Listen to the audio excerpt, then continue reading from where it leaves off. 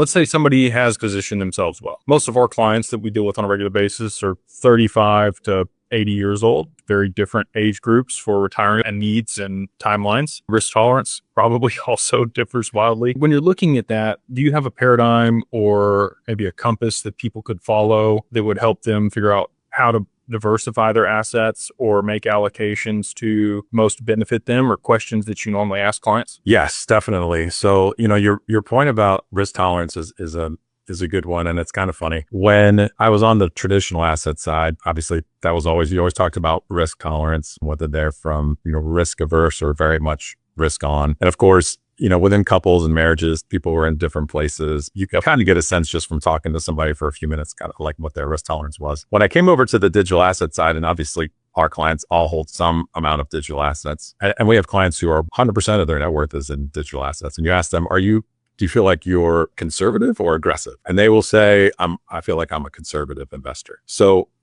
back to the paradigm, it's very much a perspective thing on the risk side, because if you have conviction in an asset, to you, that doesn't seem risky, but right to a financial planner, when we talk about, again, having to generate cash flow and like our retirement plans, depending on how old you are, and majority of the people we build plans for, like you said, 40s, 50s, 60s, we're planning for another 50 plus years potentially, right? Where you have to be able to live off of those assets. And while I would love to say that I can see the future, we have to be prepared for all types of eventualities. So yeah, when a client comes to us and, really the first question, even aside from the risk tolerance, goes back to like goals. Like the bones of any financial plan revolve around the client's goals and what they want to accomplish. Like, what does retirement look like to them? What type of cash flow do they think they need? So when we have those pieces, those help define the cash flow needs over time. And some of those goals are like one-time lump sum cash outflows. When we can put those into a plan, we can then plan for those cash flows. And then that helps, again, dictate to us what does a good allocation look like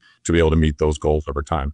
Because there's going to be short-term goals, like inside 1 year. There's going to be called medium-term goals, 5 years or less, something like that. And then there's going to be longer-term goals, which is 5, 10 years out. And we want to make sure we're positioned to be able to provide cash flow for all of those time frames. And again, that will then sort of circle back to, okay, what portfolio allocation, what asset classes should we hold? Where is the cash flow coming from? And of course, clients come to us with an existing portfolio, whether it is all digital assets, whether it's a combination of traditional assets and digital assets. Maybe they have a large real estate portfolio. So in some cases, we can make changes in the short term, especially in retirement accounts and things like that. We can provide guidance, but it's at the end of the day, it's the client's decision